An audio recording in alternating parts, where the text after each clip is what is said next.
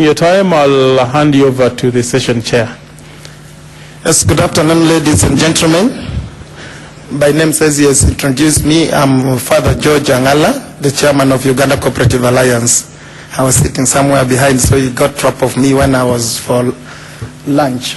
So I hope you had a good lunch, and we shall not be sleepy, but we shall be very active and interactive. So may I take this opportunity to invite Mr. Bamanya to make his presentation on marketing. Thank you, Chair. Good afternoon, ladies and gentlemen.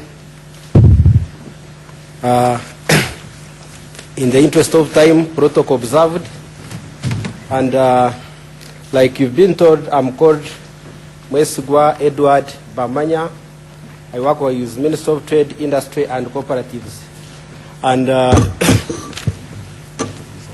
I'm here, one, to represent the government as far as Minister of Trade is concerned, to inform you as participants on what the ministry has done in as far as market development is concerned, but also seek your views on what you think needs to be done.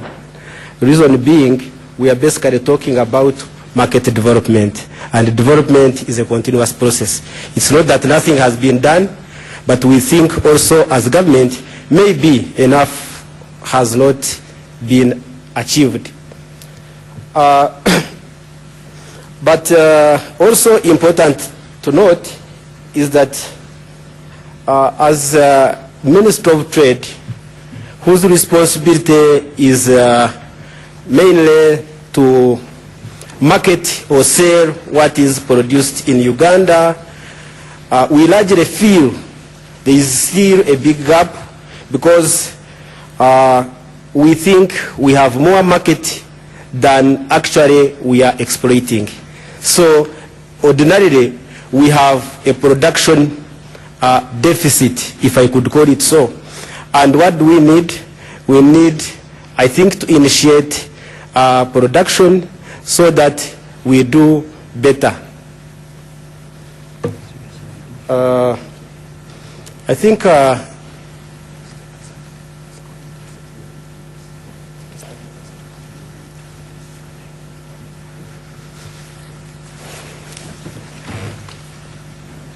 so like I said, we are basically looking at market access and development for Uganda's agro business.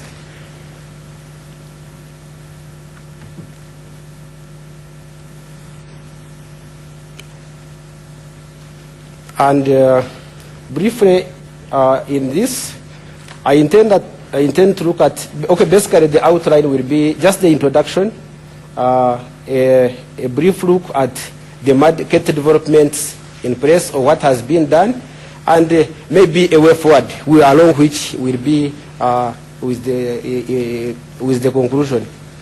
Now, when you look at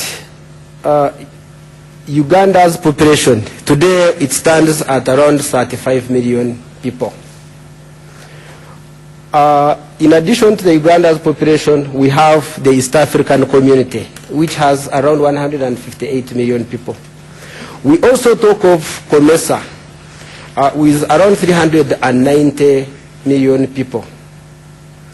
IGAD, of course, where Uganda is also a member, not because it is also a trade bloc, but this is also some forum which has a big business input, or as a market, has a population of around 180 million people. In addition to this, remember Uganda is a member of all these trade blocs. In addition to this, we are in the process, we've just started negotiating what we are calling a tripartite. The tripartite, we are talking about East African community coming together with SADC and COMESA. You are talking of 26 countries.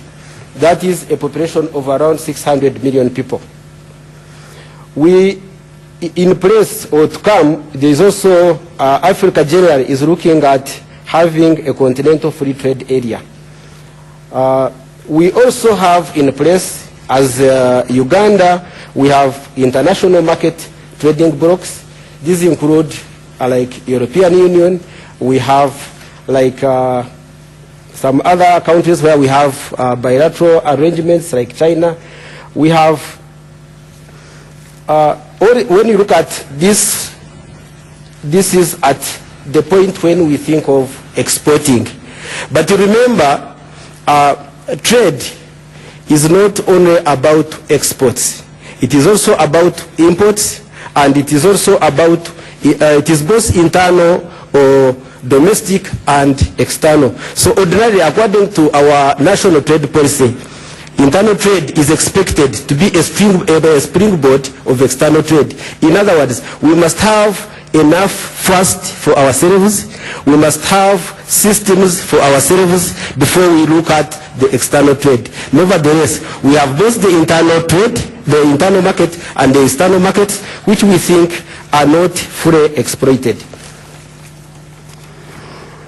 You will also realize that when we talk about the market development programs, like I was saying, we have the domestic laws and policies. These ones are including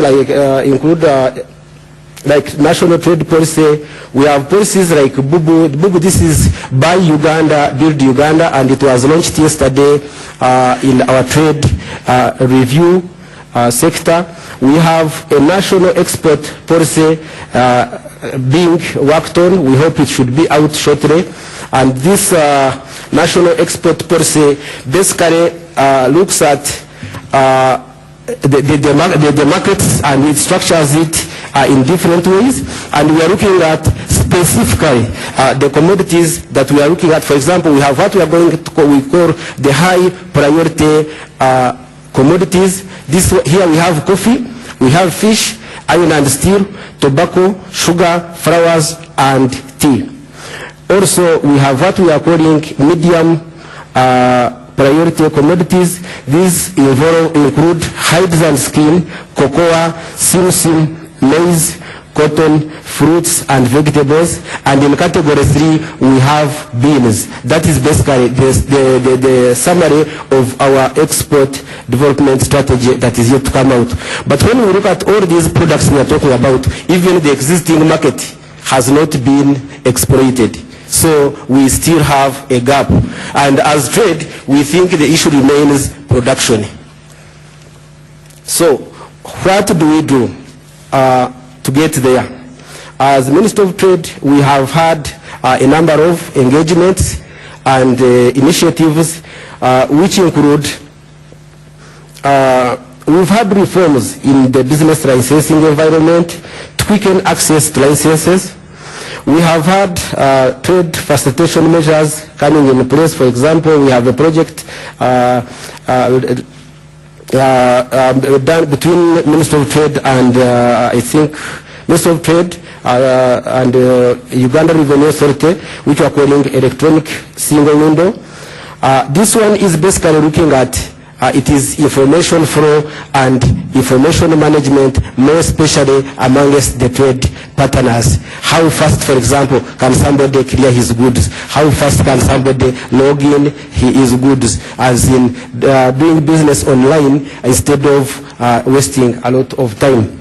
We have initiatives also like we've tried to strengthen cross-border trade, what we call simplified trade regimes, through elimination of existing non-tariff barriers. And in that regard, we have an established committee at the ministry, which we call an NTB committee. We have also improved on the standards, and in place we have the national standards and quality policy, which was which came in being in 2012. We have also implemented, we are we have come up with also what we call the PVOC, or that is pre-shipment verification on conformity of imports inspection, and so strengthening of UNBS capacity, which is also ongoing. The reason we have this, you realize that a number of Ugandans, the challenge has been, whereas there was some attempt to have some products or commodities in place, we always felt that dumping was rampant, as in allowing in cheap and substandard commodities which would affect our local producers. Also to do with the trade investment environment, specifically we have the agribusiness specific focus on value addition, improvement on the storage facilities through construction of warehouses and silos. We are developing warehouse receipt system through warehouse receipt authority. This one came into being according to in response to the Uganda warehouse receipt system, I think Act 2006, and this authority has been in place since I think 2015. So they have basically just resumed work, and they are trying to put certain things in order, certain arrangements to ensure that the receipting system is able to do its expectation. Also in the ministry, we have just established a directorate of small, the directorate of, I think, no, sorry, here we call it small and micro, it is, I think, small, micro and medium enterprises, which is in to promote the processing, quality assurance, business development, and marketing. It's a new directorate, and it is in the process of being operationalized. Also, it will be expected, together with the cooperatives, to mobilize farmers into production associations, clusters, production zone areas, to mention but a few. Also, we have an existing policy framework specifically on informal trade. The reason I brought in the issue of informal trade, I did so much on it, is that I was asked by the organizers that there is a need to look at it specifically where possible. So, as Minister of Trade, first of all,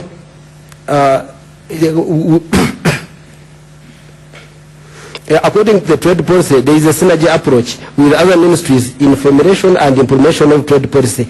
And here we are looking at ministries like finance, we are looking at ministries like agriculture, because we are all government.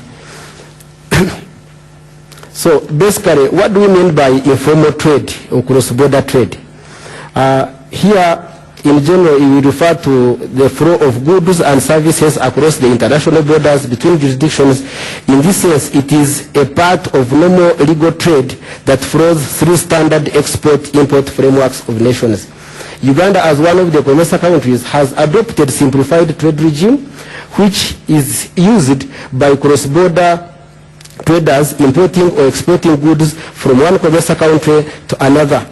That is, goods worth $2,000 are given special treatment, as in they do not go through the general arrangements of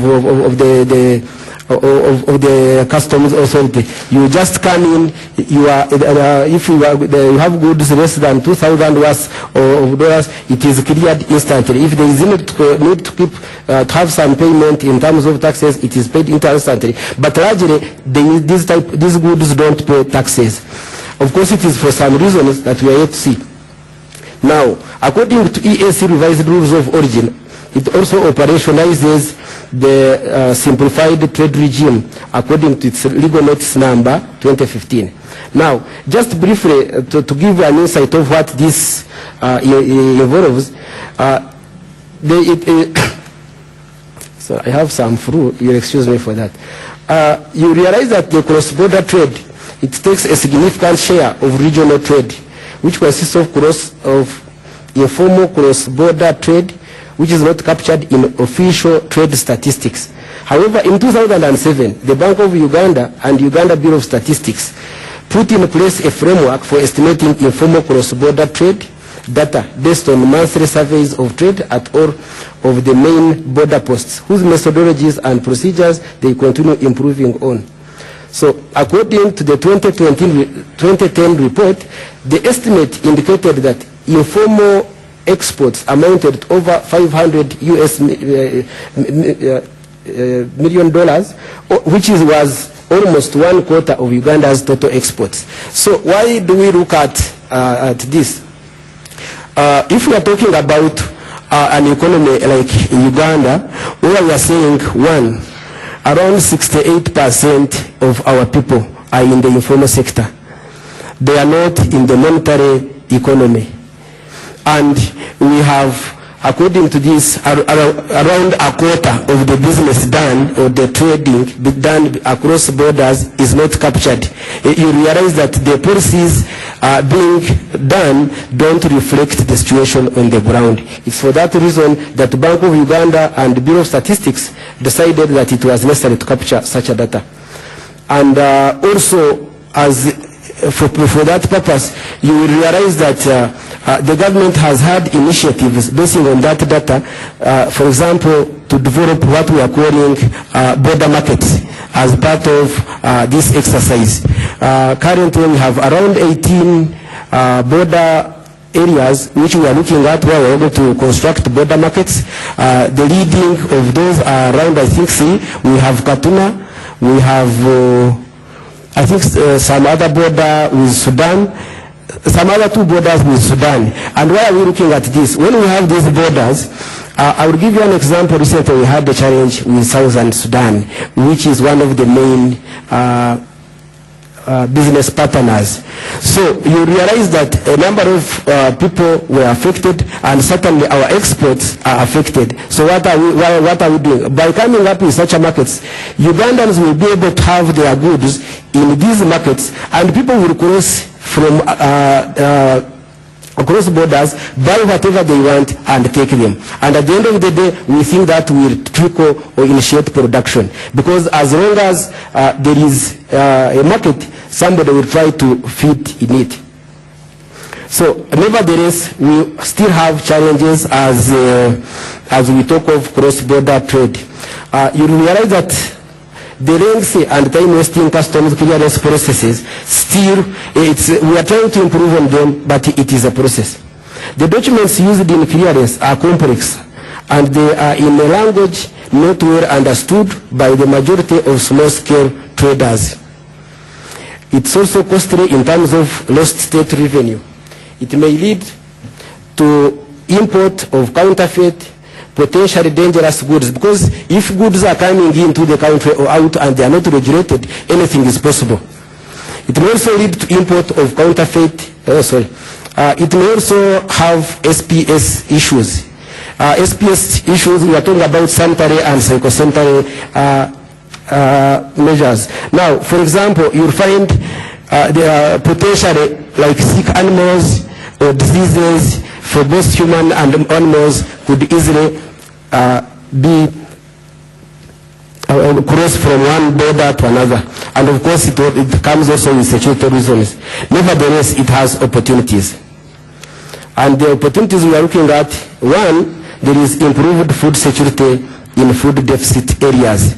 Like I told you, according to our national trade policy, internal trade is supposed to be a springboard for external trade. So, meaning if we have a deficit of a product, let's say in Kampala, and we have this commodity in Chisoro, we should be able to have whatever that is produced in Chisoro transported either to Kampala or let's say Bundubujo, wherever it is necessary, it is required. So similarly, cross-border trade, we think it is a source of, it creates some opportunity as far as food security is concerned. So it also helps on reduction of smuggling and contraband trading, because as long as we have legalized it, then certainly people are free to come up and do what they need. We think it also, there is also promotion of regional peace and security. Yeah, because you know, it's a source of conflict. If, for example, you have people across And you realize that the way these countries are demarcated, you'll find in Busia you have Ugandans, let's say Bagisu Ugandans, who actually have their brothers across. And you cannot say that my brother across needs food and I have food and I don't give it to him. So that's why we think it is also an opportunity as far as peace and security is concerned. It also strengthens relations between the borderland communities, because we need to live in harmony instead of struggling to contain conflicts. So as Minister of Trade, we also think, like I've said, whereas there are challenges, whereas we have issues, we also think we could do better with certain recommendations. And we are saying, one, we are trying to, there has been some effort, promotion of cross-border traders associations, and I think currently the chairperson of the cross-border trade associations of Uganda, I think he comes from, is a Ugandan, if I'm not mistaken. And we also have development of border markets, like I've said, and we continue doing more. Right now we are looking at around 18, but the focus is to have as many as possible. As government, we are also trying to establish information desks at every border point. Right now, we have what we call one border stop post on a number of border posts, whereby somebody gets in, he gets, whether you want information, whether you want to clear your goods, whether you want to do whatever, and it's done instantly for two reasons. One, to reduce on the cost of doing business, and two, to create market for our goods. And on that note, we have also had a number of initiatives. For example, until recently we had what we call rules of origin certificates, different of them. Either you are talking about AGOA or you are talking about certain specific countries. So what we have done, we have now put that specifically under Uganda Revenue Authority. As long as you want to export anything from Uganda and you want what they call a certificate of rules of origin, that is like a birth certificate for a product. If you are saying this water is from Uganda and you want a birth certificate for this water to take it to Kenya or wherever, you get this from Uganda Revenue Authority, not anymore the way it has been. Because some of them could come from Ministry of Trade, some would come from Uganda Export Promotions Board, some were issued by Uganda Revenue Authority, but today we are saying as long as what you are talking about is called a certificate of rules of origin, go to Uganda Revenue Authority, you will get it and you are ready to go. We also appreciate the need to continue championing the revitalization of cooperatives.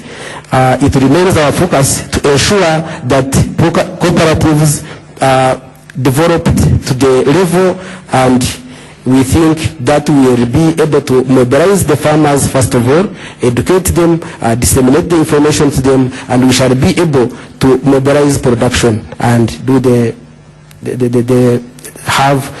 market growth and development.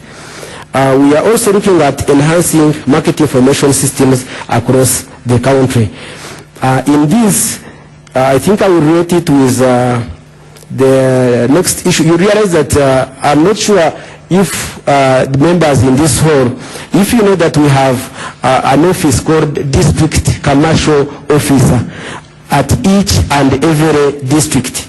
And true, we liberalize it, true, we decentralize it, and but I think we are trying to manage the challenges that came with the decentralization gradually. So this office, this is a decentralized office in a way that the district commercial officers, they report to the district authority, but their job is largely to do with, one, trade regulation, trade monitoring, And if there is anything to do with registering as a cooperative society, if there is anything to do with anything to do with trade-related activities, including production, by the way. And I think it is important that these offices are used. So, if anybody, for example, needed any information about trade, as long as you are in any district, any part of the country, all you need to do is ask for the office of the district commercial officer.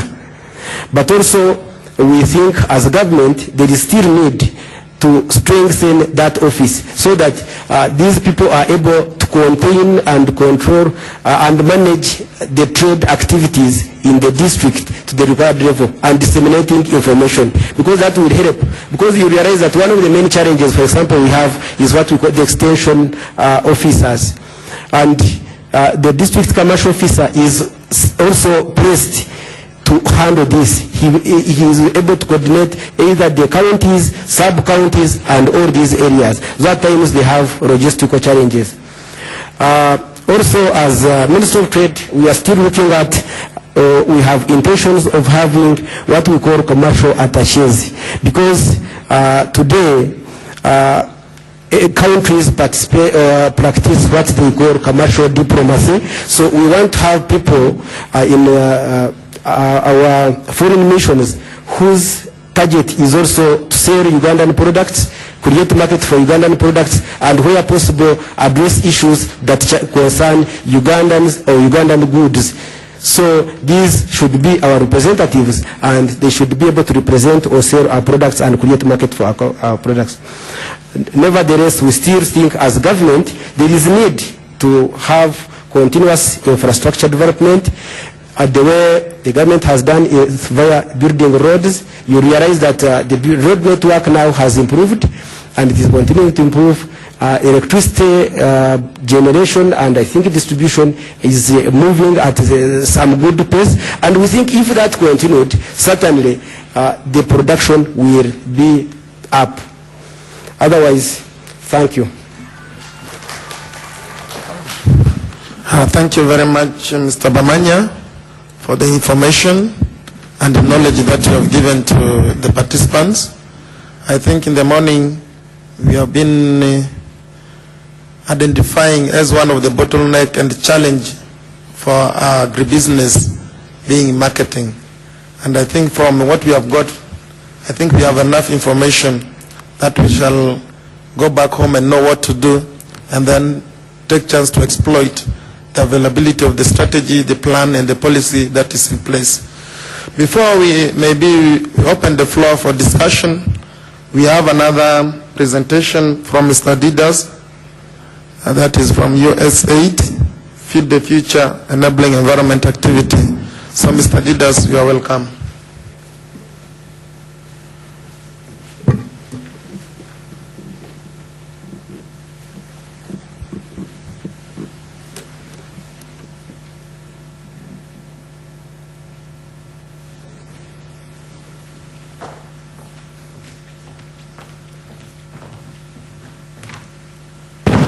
Thank you, Chair. And thank you, Mr. Bemanya, for that presentation. Mine is not a presentation, but I was called up on short notice to make comments based on this presentation. So I'm sort of discussing the presentation. I'm by the names of Kumwesi Gadidas. I'm the Senior Trade and Policy Specialist at Feed the Future Uganda, Enabling Environment for Agriculture Activity. But I'm here in my individual capacity as leaders. I'm not representing USAID. Regarding the presentation, I have a little bit of a question that we can discuss. The processes, we've heard of them, but what goes through those processes is the question. The product. I wouldn't want to dwell on the challenges again. I wouldn't want to dwell on anything else, but the product or the service that goes through those processes. And I'm basically talking about standards. If we are going to talk about market access, then we must comply what an American brings on the market, what a Ugandan brings on the market. And where is the problem? That's what we need to answer. As I was preparing for this, I went back to the speech that was read by our Minister for Finance in the budget speech. And one of the things I found there very interesting was that regarding promotion of trade, there is a need for improved sector institutional response to private sector entrepreneurs who will need to go and need to undertake an orientation. And my question is, I think that's an acknowledgement that the public sector needs to be oriented. The private sector on its part, I think, has done a very great job of having what to put on the market. Now the next question to answer is, what is the quality of what you are putting on the market and who helps you to do it? So the key issue here we must address is implementation. And I think the challenges are known, or what our priorities are known through the write-ups, but the issue is implementation. What is the rate of implementation of what we talk about? And when we come to standards, I was happy this morning to hear that some people are in organic foods, and they are competing on the UK market and all those other markets. How do you meet those standards is the question. And who helps you to actually understand the requirements of those markets? Partly it's government. The other question that we must answer, I saw the presentation deal much on informal trade. Why is informal trade prevalent? Is the question that must be answered. And who handles it? I've had an opportunity to move across the country trying to help people to get certified so that they can send their products out. But the bigger question is, how much fees does my entrepreneur in Shema need to pay to get certified, and therefore he is able to move from here to Kenya? He is able to move here to Tanzania. The fees is very exorbitant, and I think that's where the challenge is. Is it possible that you can enable this entrepreneur, handhold him so that he is able to bring a quality product on the market? It is something that must be addressed, and I think that's where the problem is. And all our focus needs to be based on what is on the market. If we are going to talk about competitiveness, you are competing with the world. And therefore what you present is what your neighbor presents. But how do you present yours? That's where us as Uganda have a problem. The quality and the implementation speed of some of these things. I brought up the idea of orientation. I think this needs to be taken up as a very serious issue, that the people in public offices also act like the people in the private sector, since we are private sector led, such that if I'm an entrepreneur and I want to establish myself in a month's time, I should get certification and at reasonable prices, and I'm able to compete like the way other people compete on the market. The other issue that I wanted to address is the issue of agricultural statistics. As a trade person, I believe in statistics. But when I shop around, apart from the formal systems like a bulletin by Bank of Uganda, the statistics are a problem. I've moved across the country, especially in the districts, ask them about their trade data statistics. You will not receive anything. What stops us from having that system work? So that when I want to make my investment decision, it's based on statistics and not, I'm guessing whether you'll make money or not. Okay? I've read so many reports about investment, and one thing that comes out, investment is based on fact. I need to know how much money I will get. I need to know how I will do it, and that's how progress can be achieved. But ask every district here to produce their trade statistics, not even one. The other issue I want to talk about is the mindset change in all this. Who are the dedicated champions to make sure Uganda can be told to say Uganda is a champion on this? Where are those dedicated efforts? Who has to bring them on board? Or they are in a room and we can't see them?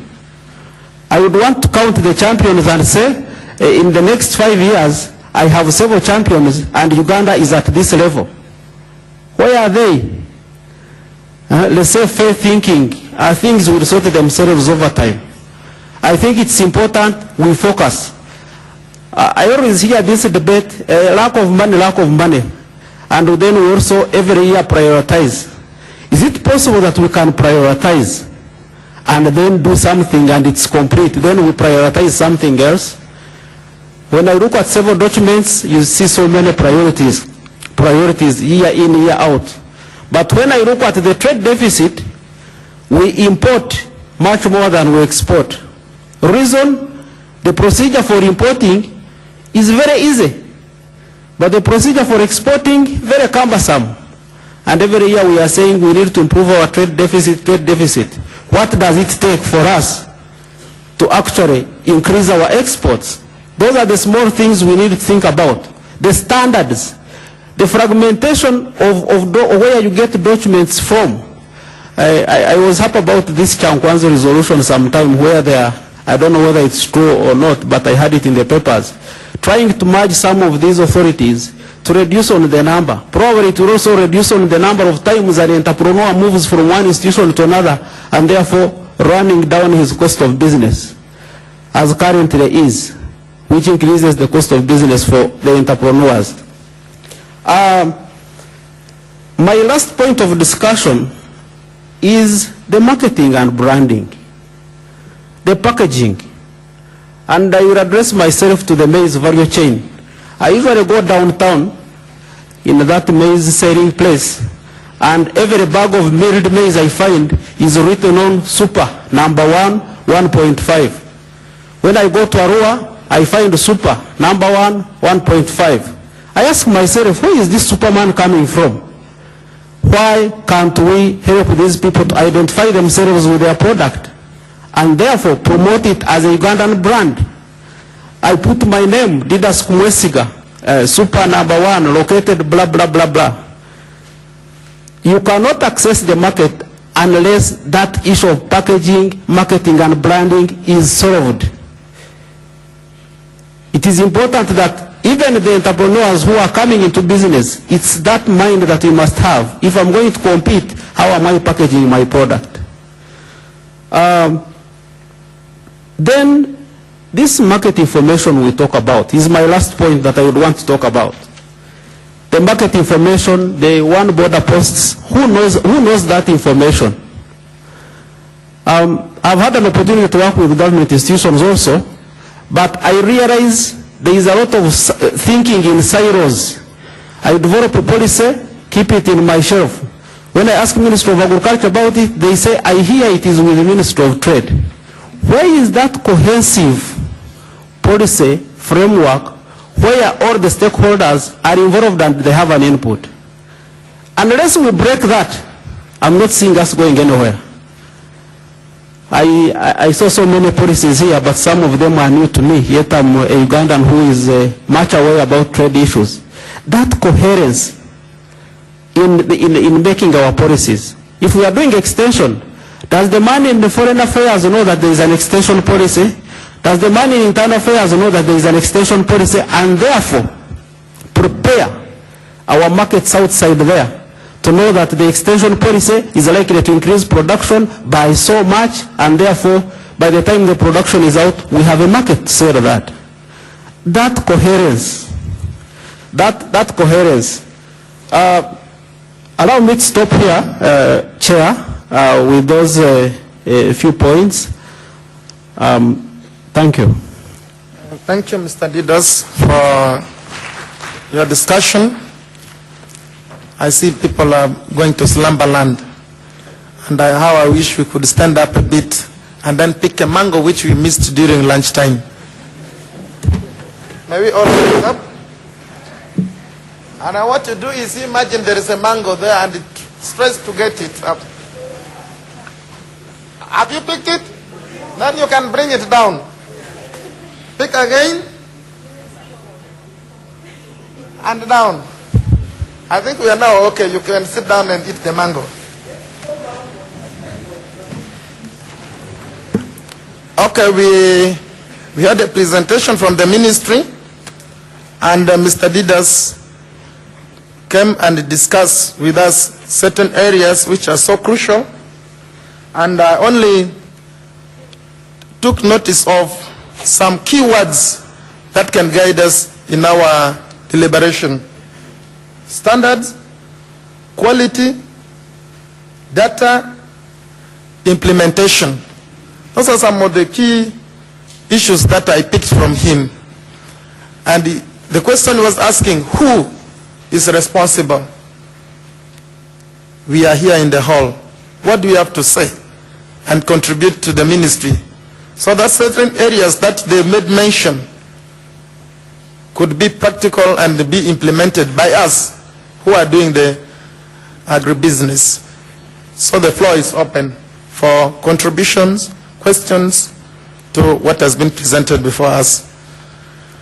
I think we shall use the same system where you come to the podium from this side and then make your presentation.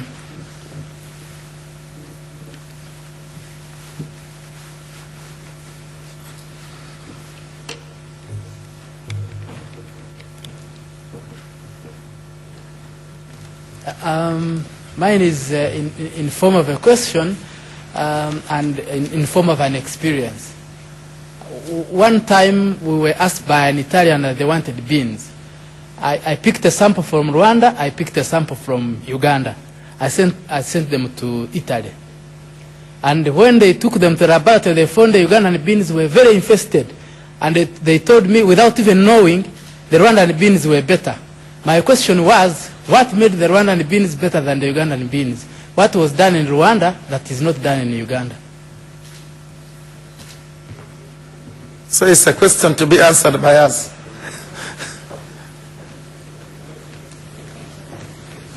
Thank you, Mr. Chairperson. My contribution is very simple. I think the first problem I see why we are not doing it or we are not making it is that in the first place we are not coordinated, the public sector and the private sector. There's a lot of information of what is going on in the markets every day from the private sector. The public sector is supposed to provide a conducive environment and provide all the support, but you cannot provide support to something you don't understand. And if the support is to be in marketing, you need to understand how market functions. And this discussion has been going on. If you go to countries which have made it, this coordination between the public and private sector is functional. It's working. If you look at countries like America, let me use the USA. Last year when I visited the US and I took some time to visit the United States Department for Agriculture, what I realized that the biggest job that USDA does is not to provide extension, but to market the agricultural products from the US. If you come here, what our public institution is doing. So we need the orientation which the previous speakers talked about. The orientation must be practical. So my solution is as follows. We need to move from the talking into the practice. The public institutions must understand what goes on in any specific value chain. If it's coffee, you must know what goes on, coffee production, coffee processing, coffee marketing, if you are to give any support to coffee. So my suggestion is the following. It's a bit unusual. We need to organize with the Ministry of Agriculture, the technocrats and the people involved in the ministries. They need to have days, either monthly or quarterly, that they come out of their offices and visit these various actors in the value chains, not to give them advice, but to understand what they are doing and what are the challenges there, practically on the ground. Look at the farmers. If it's coffee, who are the farmers in coffee? Go and visit them. It must be a routine that is organized. Understand what they do in growing coffee. If it is exporters who are in coffee, visit the factory, see what they do, how they organize, which challenges, which problems. Because when you do this routinely, then you understand. Then you can be able to organize with us who are in the private sector. What exactly how do we do it to market Uganda? Because once the products go out, they are no longer products of the specific company. They are products of Uganda. And that's why you see today, we are the second or the first, depending on whichever statistics you take in coffee. But how many of you go out and you find Ugandan coffee? We have not marketed it. We have not branded it. We have not done anything to promote it. But we are continuously producing and producing and producing coffee.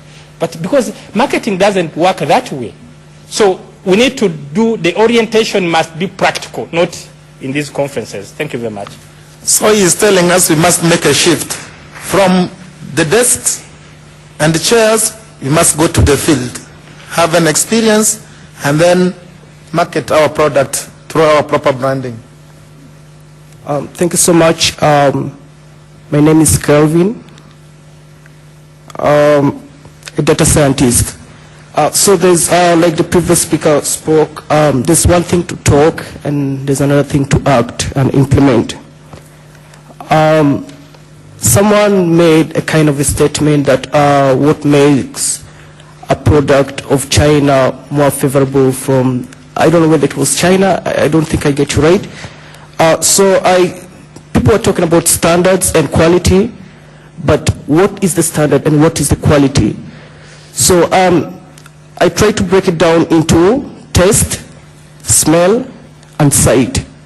So that's what actually make your product unique. So sight is depending on the package, how to package your product. And then smell, how does it smell? Is the smell good? And then taste, how does it taste? And that's how you can penetrate to the international market. Otherwise, your product, however much you might put it in the supermarket, because of the look, no one can buy it, and they prefer the other one that looks better. And also one challenge that we need to address, especially in Uganda, and we need to be proud of our products. That is encouraging, like promoting local market. You need to be your own customer. I see Uganda is now known for Rolex. It was recognized on CNN, and I was so happy, and I'm also so happy that actually the ministers, when these tourists come to Uganda, they tell them, hey, before you go back, make sure you test Rolex, yeah? So it's really cool. So much as we're promoting Rolex, we should also identify some of these local products that are existing and manufactured from Uganda, and we also, we also promote it so that when they go back, they know that, hey, this is manufactured from Uganda. When you come here, make sure you taste that, make sure you purchase that. That's the only way we can break into the market. Otherwise, thank you. Okay, thank you.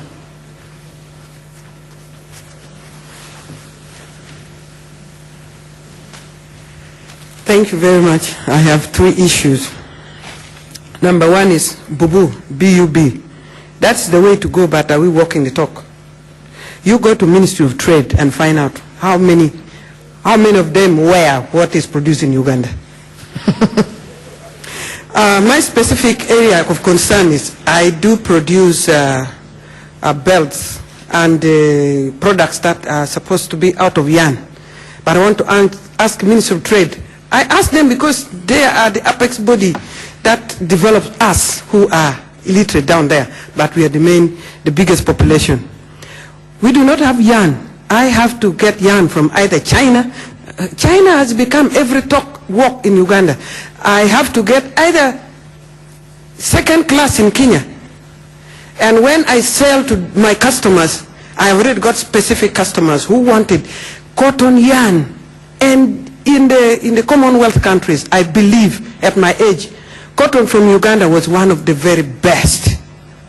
But where is it, Ministry of Trade and Cooperative Society? We need something. I'm not asking you to do it for me. I'm asking you to direct me. What am I asking for? Ministry of Finance, Planning and Economic Development, together with Ministry of Trade. Give me capital. Finance me. I want off. Uganda government has got the biggest money anybody can talk about. So my concern is quality and volume. We will not compete in this COMESA, SADC, East Africa.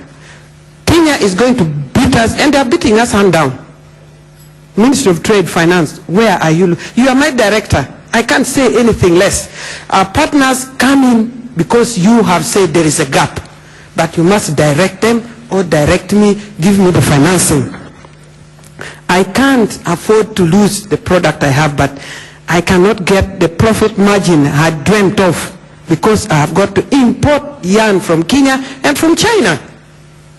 Minister of Trade, we have talked, some of us are talking, we are in our afternoon days, like for me, I'm in my afternoon time. How long am I got to live? But I want to see this dream of mine come true completely. So lastly, when we talk about embassies, some of us got the favor of traveling around. You go to embassies, they promote their interest, not the interest of Uganda. I am not ashamed to say that.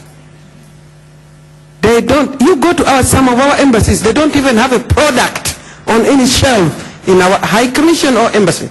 They don't have. If there is any, if I'm lying, raise up your hand and put me off the podium. They don't have.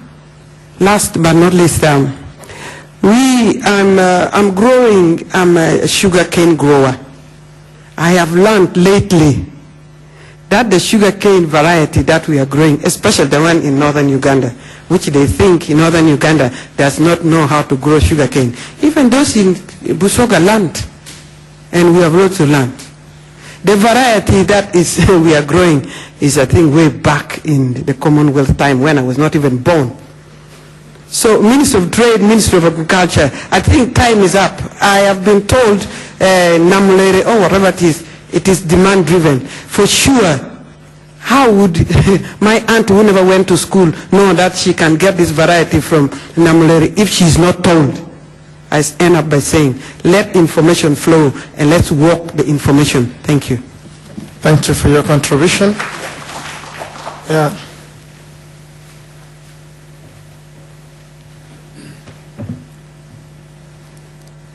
Good afternoon, I'm Eli Biliku.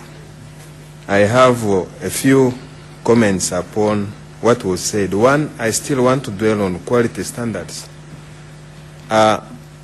One thing, colleagues, you need to know is if you look at the bulk of people producing now, the peasants, they always lift their hoe and put here.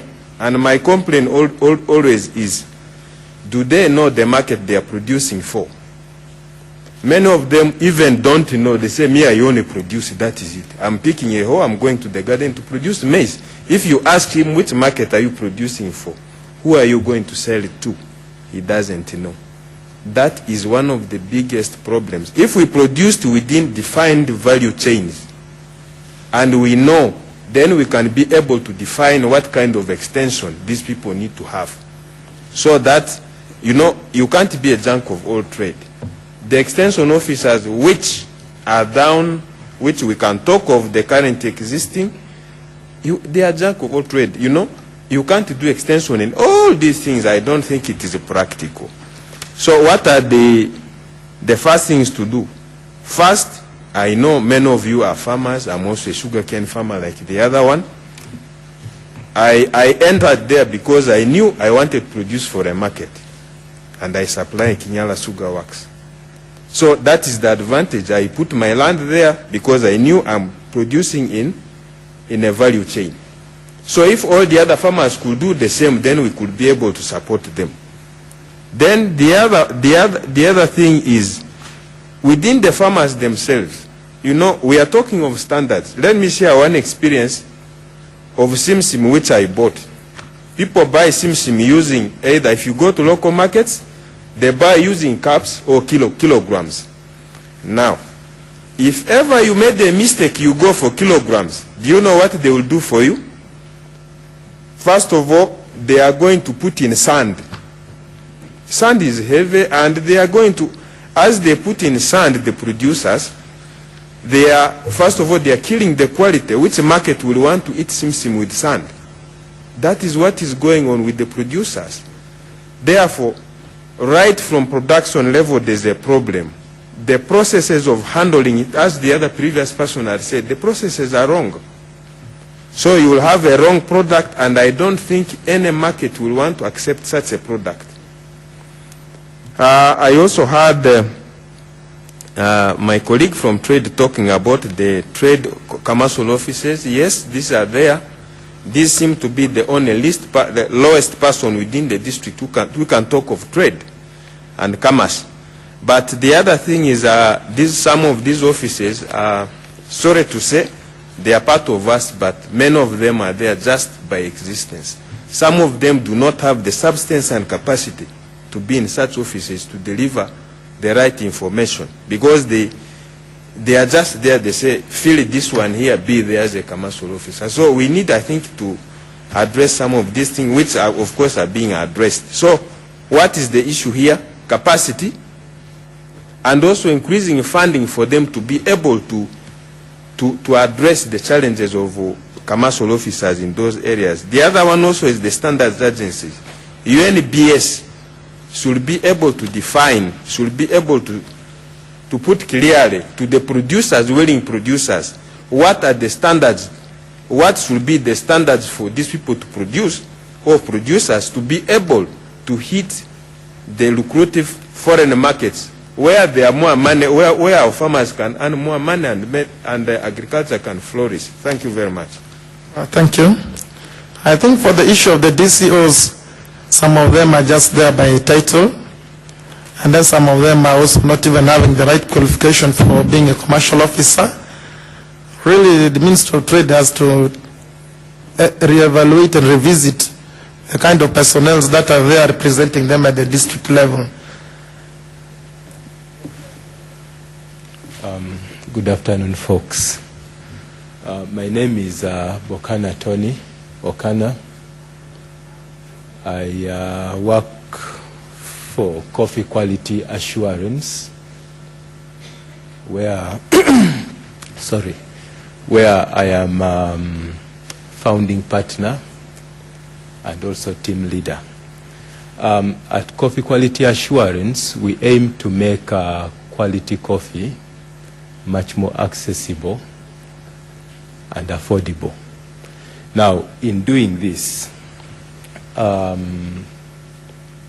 we made, maybe in completing to do this, we made a few discoveries. The first is that while I will buy a kilogram of graded coffee, say AA, this is for washed bugisu, before I can have it roasted, I will have to take it through a process of quality assurance, and this would get me to take out about 100 grams, maybe 50 to 100 grams of defects, and upon roasting, I lose more grammage to weight loss through heat, and so the price at which I should be selling this coffee is going to be much higher. Now, if I hadn't taken out defects from these beans, maybe I would be able to sell it a little cheaper than the price I sell it at. And when we try to trace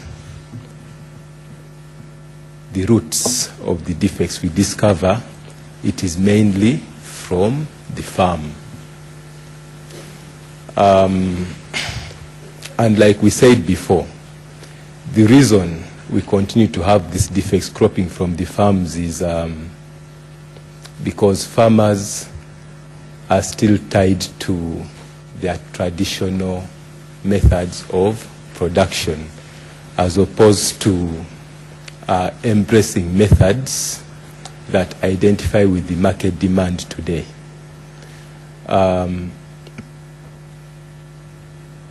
Because of this, we thought that it is important that we begin to create a mindset amongst the farmers that gets them to be passionate about the coffee plant as a high-value tree, as opposed to the coffee bean as a high-value commodity. We then went ahead, developed... Can you summarize your presentation? Yes, sir. There are some people waiting for you there. Yes, sir. In a nutshell, I think that agriculture at the moment, maybe what we should be looking at is a mindset change first before we even think about financing. Thank you so much. Okay, thank you.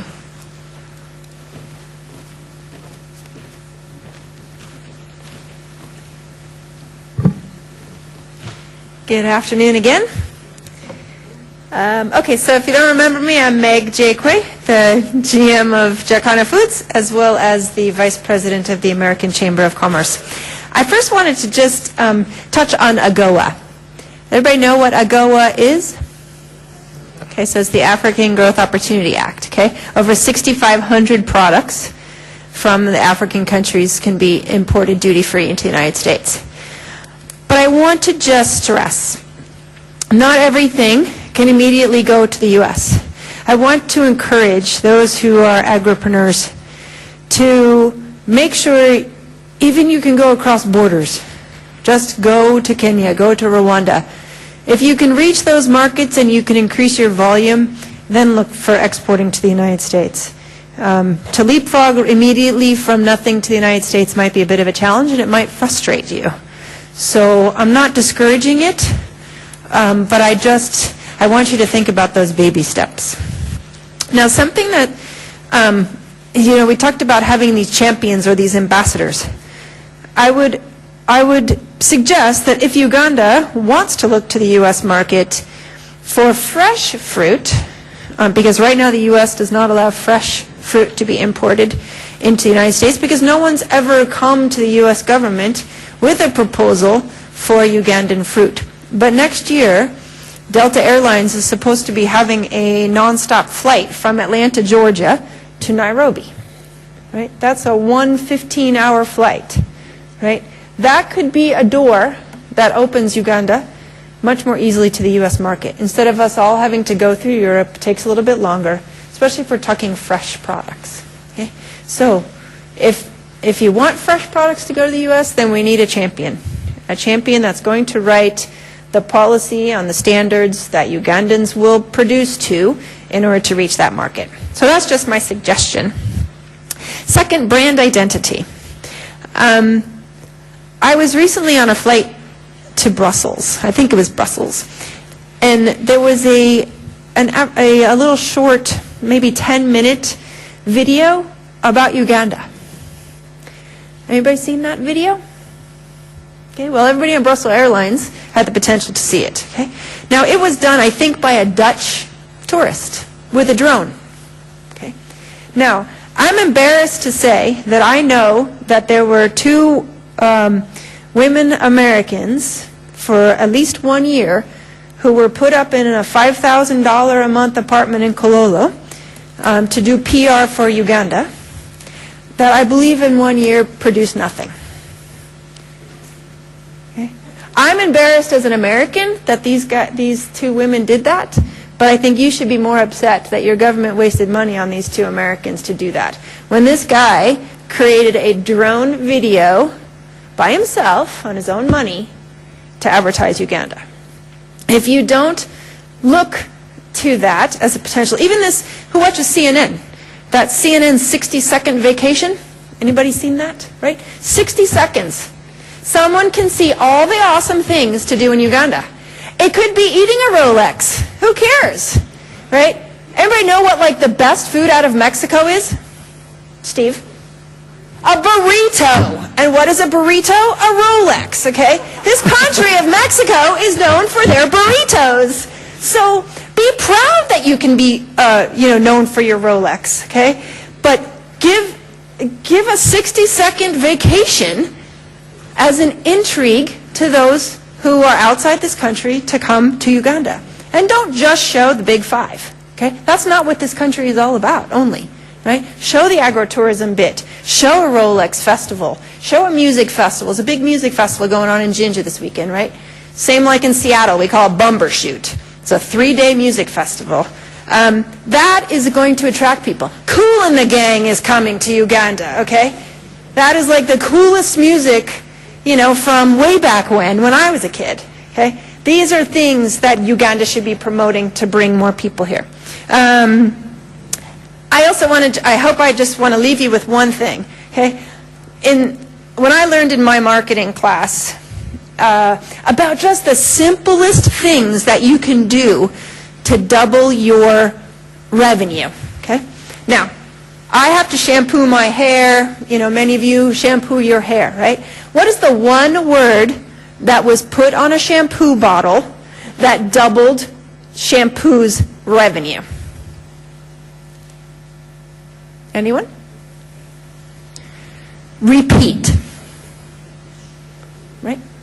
So, way back when, everybody always shampooed once, but then somebody came up with the idea to put on their bottle, repeat it. Okay? So that means they had to use twice as much shampoo just to wash their hair once.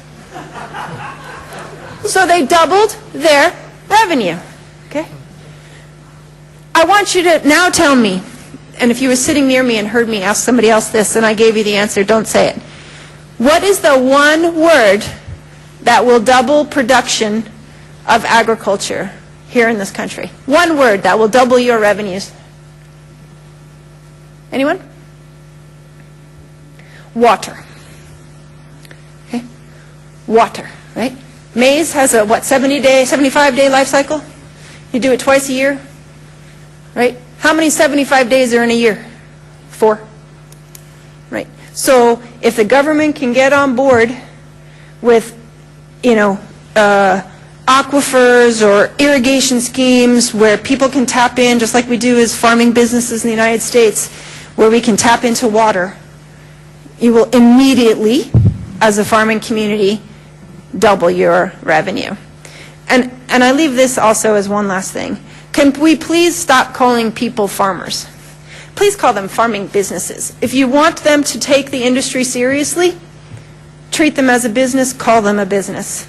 I don't call any of my Jacana farmers farmers. I call them farming businesses. Because I want that mindset change, that they are part of a strong and strict value chain, that they are going to act like a business that's going to give quality product on a time, fair price, etc. So please think about calling all of those who do farm production as farming businesses. Thank you. Thank you for your presentation. One word for Uganda: water.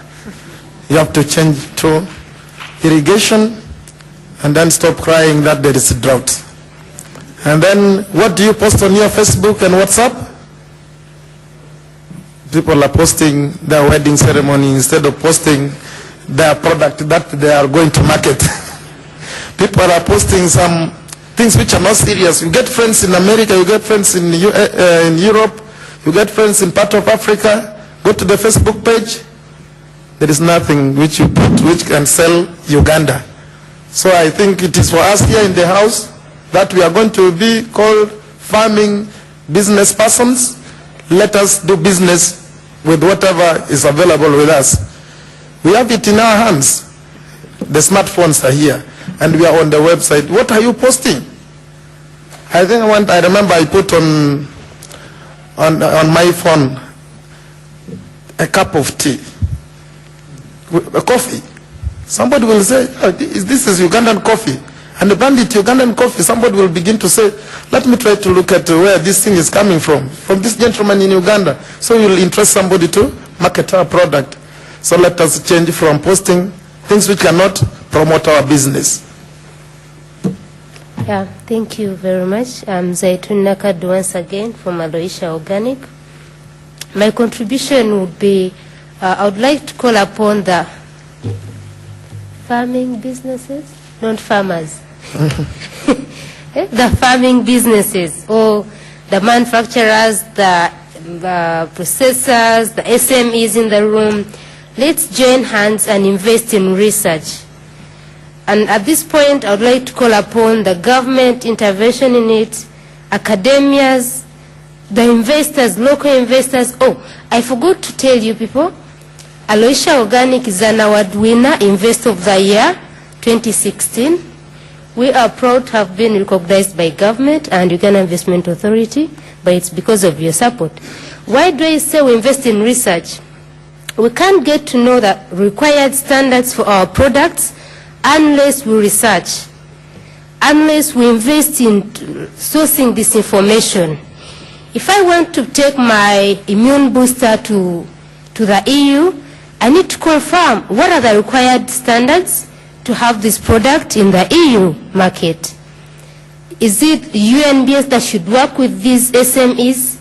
Is it the Ministry of Trade? How do we work together to have this research published and disseminated to everyone who needs to know this information?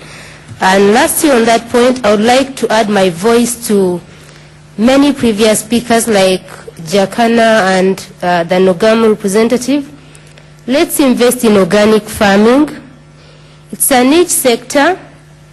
Everyone is yearning for organic products. Uganda, we have the best organic soils, but we are shying away from it. We're like, no, organic, yes, it's very expensive. I last had, having it certified, it is like $20,000, which it is really a lot of money for us to afford. But let's try, let's have it as a cost of production of our products. We have our products certified organically, then we are able to trade. And lastly, Mr. Chairperson, I keep wondering, we're all yearning to export our products. Here, I want our products to go to the US, go everywhere. Have we satisfied the local market? Has everyone in this room used Aloisha product? Why should I take Aloisha to US if my fellow Ugandan has not benefited from it? UN is demanding for the Aloisha food supplement for their anemic patients and HIV clients, but we have HIV people in Uganda. Have they tasted this product? Let's have our products dominate the local market, the region, then we focus on the international market. Thank you, sir. So, before you go out of your house, do you have enough food in your house? Then you begin to give food to other people. So before you sell to others, have you sold enough in Uganda? That's what the young lady is telling us. Chairman, I'm standing here as a farmer, a businesswoman. Actually, I could not take it anymore because much has been said about farmers. That our mindset is wrong. Our whatever, we don't know what we are doing. No, I've been listening and feeling like I feel like I'm about to explode. So I decided to come here to tell you exactly what farmers are going through. We are doing so many things, not because we want to do it that way, because if you say, let me concentrate on crop, you might be disappointed. So what I do myself, I have chicken, I have goats, I have, so that when I plant my crops and they don't come, then I have something I can get money from. That's how I do it like that. Yeah, so what if I can tell you what we have been going through is hard for farmers, really. We are on our own, but we are trying to put food on the table for people in Uganda to eat. You know, I have been I've been struggling really to make the business run. I got loans from the bank at 28%. A correct I have, but you know, stress is too much. I was sharing with my friend that if I was not a strong woman, I would have got a stroke already. But I'm strong. I pay and I continue. Now I have like 16 acres of land. But on that land, I cannot cultivate it all. Why? Because I use workers to dig. So even before they finish 2 acres, the season is like halfway, you know. So this time, yesterday actually, I took a tractor to my farm just to cultivate 2 acres. And that one costed me 300,000. Now I have to plant. You know, at least I want, when the season comes, I'll get something out of it. So it is not the farmers don't know what they are doing. No, it is the hard time we are going through.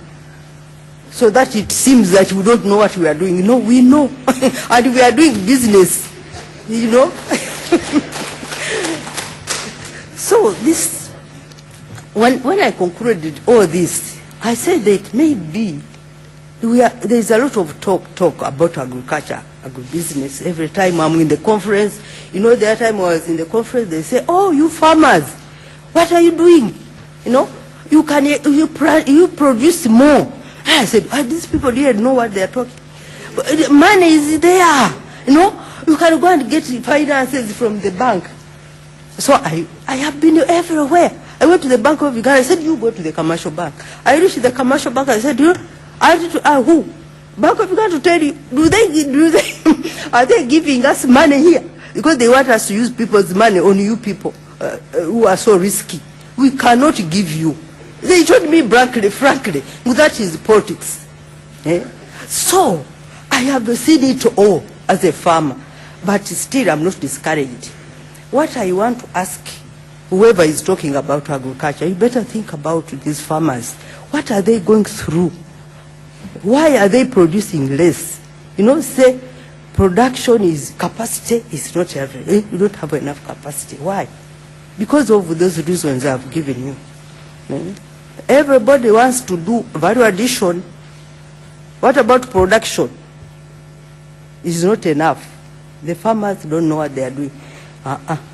You also better change your mindset about farmers. Change it. And you know that these farmers want to produce, but you know, they used to say we have cheap labor. No way. We no longer have labor, actually. I have brought workers as far as Kapare.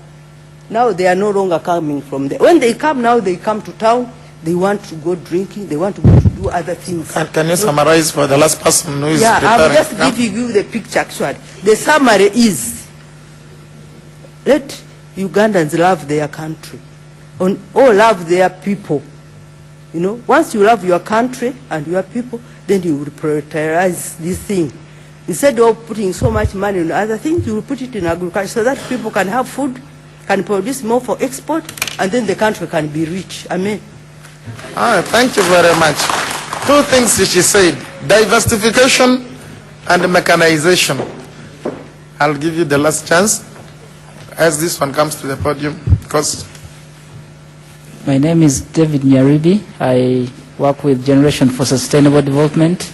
We are drumming awareness about the Sustainable Development Goals with different partners. But I'm also an ambassador with Global Business Labs, and we accelerate businesses. I just have 2 points to put across, and since we are talking about market, many of my friends that come in from abroad have started to complain that while they want to have as many products from the country as much as possible, the price discrimination which is allowed in economics is too extreme. For example, a tin of honey that costs to a Ugandan maybe 10,000 shillings, when the farmer or the person trading in that sees a person of a different color, they can even triple the price. And that really may not really work. It is true that when people from out, foreigners come, it would be okay to charge them slightly higher, but not extreme again. So this brings down the quantities that they can take, and it may also bring a bad name about the products, and they may not sell.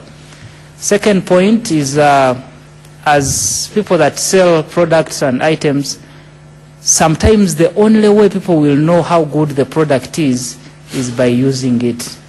And that may not come for the very first time by paying for it.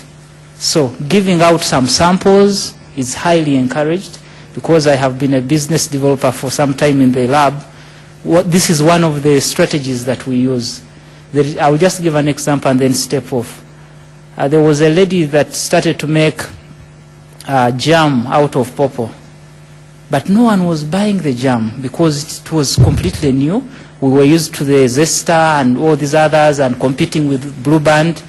But then we advised this lady that please give out some samples.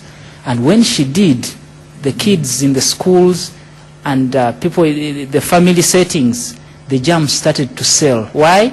Because now people had tasted and known how sweet and how organic and nice it is.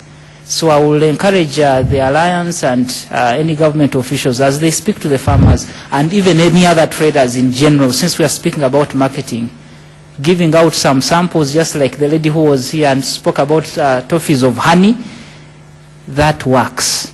Thank you. Okay, thank you. So you must design strategies that can attract people to you through sampling, free gifts that you offer to them to test, then they'll get attracted. Last one. Yeah, thank you very much. Mine is very simple. The whole afternoon, I think what has been said is that there is a need to integrate the smallholder farmer into the value chain. Apparently, the smallholder farmer, who constitutes about maybe almost 95%, because when you look at the way such a structure, about 70% are small scale scissors farmers, about 25 are commercializing, 75 who are commercial. So I think there must be deliberate efforts by government to integrate the smallholder farmer into the value chain. What happened to, for example, the zoning concept, the commercialization challenge fund, it's good, the insurance, the scheme is becoming good. So I think government should take deliberate efforts. And that's where I think I want to disagree with the major, when he said that, Major Roland, when he said that less government and more, no, I think really agricultural government is a shared responsibility between government and the private sector. And the government, I still have a responsibility to intervene in the value chain or in market areas. It's good, we are talking about insurance. And indeed, it's a good intervention. So when you say yes government, I think we are being unfair. The other day I was very happy when the president of Kenya capped the interest rate. That's government intervention. So I think what the recommendation of the state is more or less the bulk of our integrated into that's the way. Okay, thank you for the contribution. I want to thank our presenter, Mr. Bimanya, and the discussant, Mr. Didas, for taking us through this afternoon session. I want to thank Mr. Kitende for hijacking me from the crowd to make me be the chair of this afternoon session. Thank you very much for your active participation. Thank you very much. Thank you, everybody. This brings us towards the end of this conference, which was co-hosted between Uganda Agribusiness Alliance and the Office of the President. And in front of us, we have the heads of the respective agencies that were that have been at the center of this. My chairperson, Honorable Victoria Sechoriko, and Honorable Minister Dr. Kasirivu, who is the Minister of State for Economic Monitoring. I will pass on the mic to my chairperson, and then she will give her remarks and invite the minister to formally close this meeting. Thank you.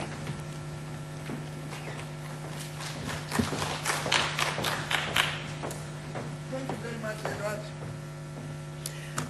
Honourable Minister, all of you participants. First of all, I want to welcome everybody belatedly.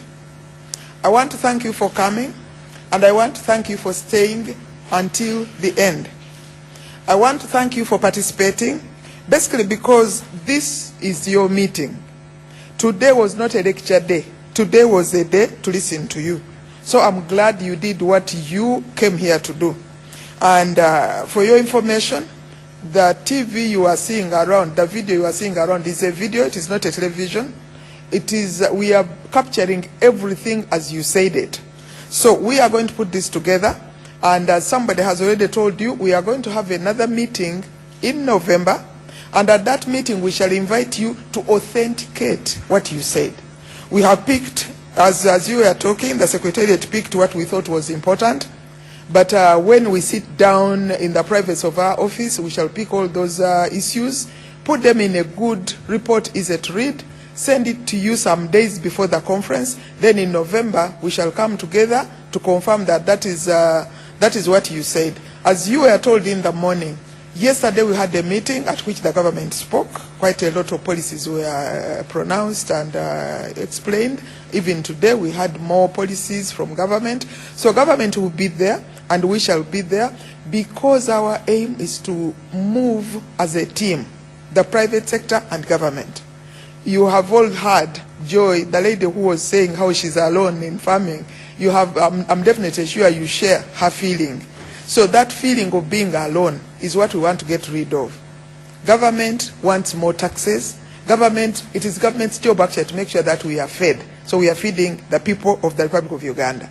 Now we want to come together and see how best and continuously and sustainably we can do it. Now, having said that, in the interest of our minister who has been coming in and going away, I just picked a few issues which I want to comment on. They are not in any particular order. I noted them in the way they came up. The first one I'm going to start with is the one on being certified as an organic farmer. Because like somebody said, what we lack in Uganda is information. But if I can just say one thing about being an organic farmer, really it is the easiest thing to be, because you are a Ugandan. In Uganda, most of the agriculture we do is actually organic. It's just that we have not been certified. That is one. Two, it is, you know, if you think that is the way to do it, when things become difficult, you won't know how to manage. That is why it is important to be certified, and that is why it is also good to be a member of a group where there are experts who will tell you that, okay, just because you are growing organic tomatoes, as I'm trying to grow, and it is really difficult to grow organic tomatoes, that is why there are not many on the market. If things go wrong, this is what you should do. That is why it is important to belong to a group. So exactly how much does it cost to be certified? If you are alone, and maybe you have got your 200 acres, you pay €700 and you be certified. It costs 700, it is not 20,000 as I heard somebody say. But at the same time, if you are a group, let's say a sub-county or a parish, and there are 3,000 to 5,000 farmers in one group, it costs €5,000. €5,000 for 5,000 people. Really, that is not a lot of money. You may say it is difficult to do it. My suggestion is, if it was easy, everybody would have done it. Take one sub-county, take one parish, and start with it. When it succeeds, you'll be surprised how other parishes will be following you. Finally, on that organic farming thing, Ugandans, there was another speaker here who asked, when and if you are growing mangoes, chicken, ducks, and whatever, which value chain are you going to belong to? It is high time we started specializing. It is good to spread your risk, but there is a limit. You cannot do 15 things all in one homestead. Please, choose about 2 or 3, specialize, so that you can be part of a team, so that we can bulk and sell. So that is what I wanted to say about organic farming. Then along the same lines, I'll talk about fertilizers. Uganda is known for using the least amount of fertilizers, which is 2 kilograms per acre, as compared to the 200 kilograms we are supposed to put. This is my take on this use of organic fertilizer. I have used it, and I know the bad side of fertilizers. The problem with artificial fertilizers is that plants don't eat like dogs. You know, when you give a dog good food, it will eat and lick the plate. But when you give a plant good fertilizer, it just takes a little and the rest just goes into the soil. The problem with that is that that remaining fertilizer leaks into the water. And until somebody comes up with an alternative, all the water we use somehow goes through the soil. So if whenever you are putting fertilizer, remember that eventually you drink that fertilizer through the water. So I'm one of those people who is not going to push a lot for people to go and use heavy amounts of artificial fertilizers. For as long as you are a small scale farmer, really the organic farming is the way to go. So don't worry about the artificial fertilizers. I'm not saying I'm against artificial fertilizers, but I'm saying that there is the good and the bad, and I've given you both. Having said that, I want to comment on something which everybody has commented on, and I'm glad I'm speaking when the minister is here. Every speech these days in Uganda has this phrase. In Uganda, we are very good at policy making, strategy making, but the implementation. Now, Mr. Minister, I'm glad you are from President's office. I would like to ask the government that now that they are the ones who are saying this, in the army, when you are going for a war, you normally look at what you have and find out if you want more generals, more captains, or more soldiers on the ground. From the way you are talking, you have got good policy makers and you have got good policies. Implementation is the problem. Why is it that we are getting more policy makers rather than more implementers? Really, that is a no-brainer. But I'll leave it to you. I'm sure my message has arrived. Then, on the issue of land, really, I'm proud to be a Ugandan. The best thing that God ever did to me is for me to be born a Ugandan and a Ugandan woman. But being a Ugandan and being called a squatter in my own country would make me cry day and night. Mr. Minister, something had better be done on this land policy, land issues, so that Ugandans are not called squatters in their own country. I honestly, whenever I watch TV and I look at people being thrown out, I can just imagine myself if I woke up one day and what I have always called home is not there, what would I do? So please, that is an issue this team talked about. We would be very happy if the government can look at it. Then my point number 5 was on taxes. Mr. Minister, the farmers don't mind paying taxes. But the way we are being handled, whoever is handling agriculture taxation had better sit down with us and we talk about it and we see how we go about it. Because, for example, there are quite a number of people here who are outgrowers for sugarcane. Now, if you grow sugarcane and you sell it to a big company like Nyara, Kakira, or whatever, you are supposed to pay some kind of tax. Now, here, I think it is the Kenyara Sugar Works which is supposed to collect this tax. To me, I think this is not fair. The reason Kenyara, Kachira, and whatever we are set up is to process their sugarcane and make their money and pay their own taxes. I don't think it is fair to turn industrialists into tax collectors on behalf of URA because they are not paid. That is one. 2, they don't even know how to go about it. My suggestion is, if you want to pay these taxes, we are suggesting that document all your farmers, understand all your farmers, then come up with clear taxes. If, let's say, you're a sugarcane farmer, this is how much you pay and this is how you pay it. And we do not have a problem with ICT. But the problem we have is half the time URA computers are down. So a farmer comes all the way, because most farmers from up country just don't know how to do this thing. Even when you try in Kampala, it is either down or your password has been changed. Why do they change these passwords all the time? Then too, we don't mind being reminded, but why do they send so many messages when you go and register? They will send you a message in the morning, message in the afternoon, and for us farmers, we are about to get heart attacks over URA. Can they find a way of communicating with us, which it does not threaten us? Then, on the issue once again of taxes, Mr. Minister, for us women, when we give birth to our children, our babies in the maternity, everybody minds her baby.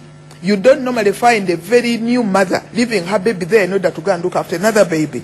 How come Uganda is looking after other people's babies? Like, for example, why are we importing so much rice from Pakistan? Why are we importing mango, whatever, from Pakistan, from India? People bring it here, they add water, and those are supposed to be manufacturers.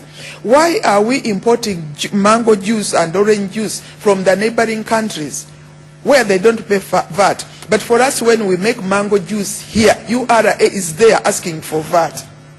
You in the process, one last thing which I wanted to comment on is, why are we importing crude beer?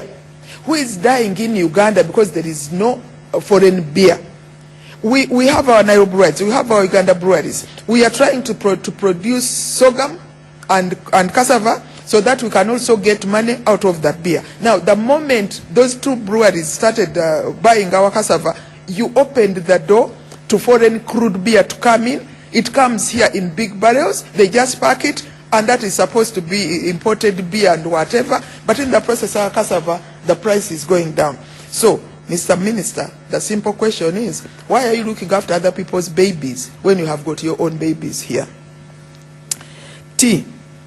Long ago and far away, Mr. Minister, when you were in the Ministry of Agriculture, we used to have the Uganda Tea Authority.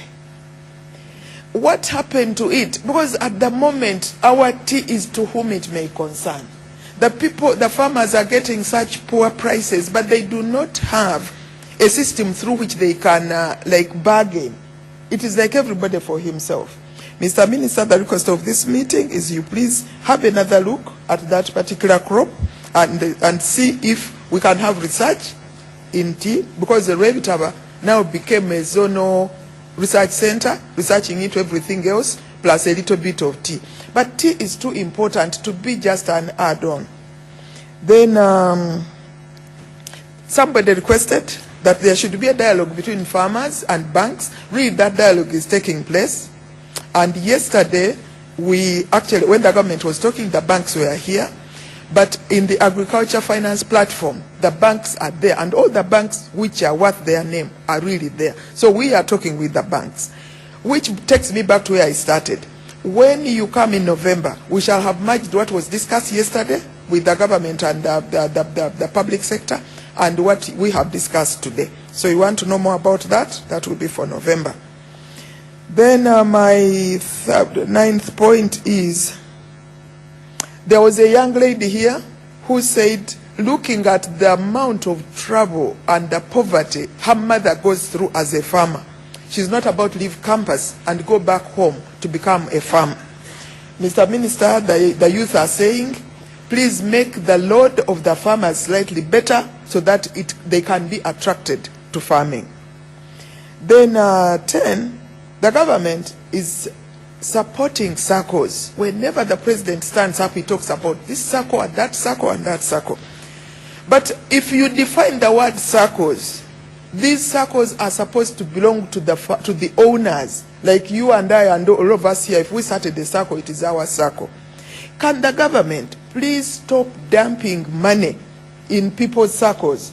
Reason, when you go into a savings a circle as a savings circle where you save money and you borrow, you all have a good look, you make sure you attend all the meetings, your money cannot just be eaten and you keep quiet. But when somebody else comes and puts in 10 million or whatever, which was not your money, and the manager eats it, nobody is going to kill him because that was not their money anyway. So if we want to promote circles, the best thing to do is let the owners grow with their circles. So can the politicians and the government just put the enabling environment in place so that the circles can grow, instead of thinking that since I'm a politician and I want to be voted, I'll put 100 million in your circle. Why? Then somebody talked about there not being tractor drivers in this country, and I just want to inform you that I've spoken to 2 tractor sellers, John Deere and Asus. They actually, part of what you pay for when you buy a tractor from them, they actually train your tractor driver. So if you are thinking of buying a tractor, that should not hinder you. Just talk to them. It will come as part of your buying. Then, no, I think that is the last point which I noted, that as I said, everything has been recorded. Mr. Minister, we are really happy that you are the minister in the presidency who is in charge of what we are talking about, financing agriculture, monitoring and monitoring the economy, because you speak the language. So it is now my pleasure to invite you to please come and speak the language.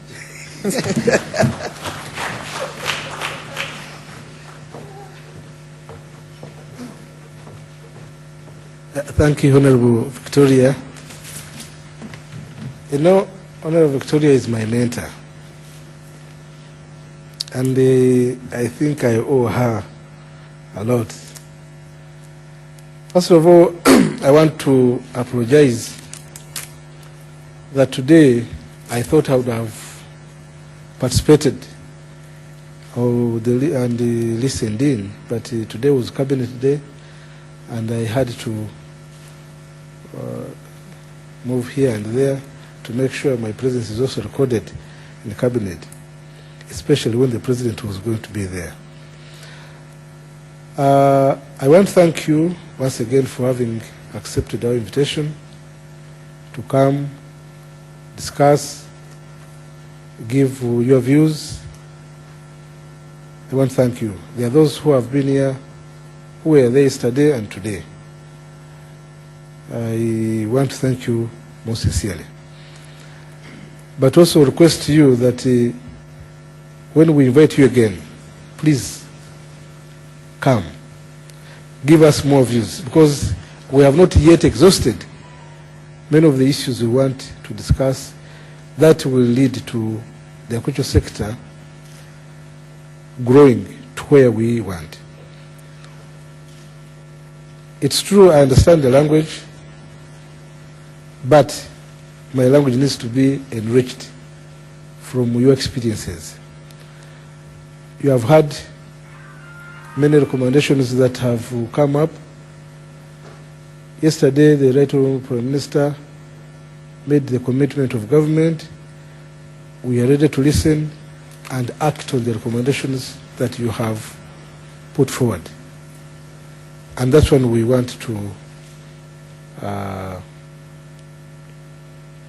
tell you that we are going to really to try our level means to make sure that the recommendations that you have made are acted upon.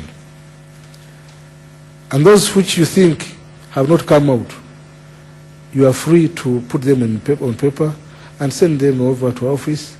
We shall look at them, consult here and there, and see how we can proceed. Once again, thank you. It is getting late. I'm sure you want to go back to your offices or home so that you can continue with your other duties. As I said, please, when we invite you again, please come, because the task is still enormous. Agriculture must be supported. It must grow, because it is responsible for our surviving, our being available on this world, on this earth. Honorable Secretary, thank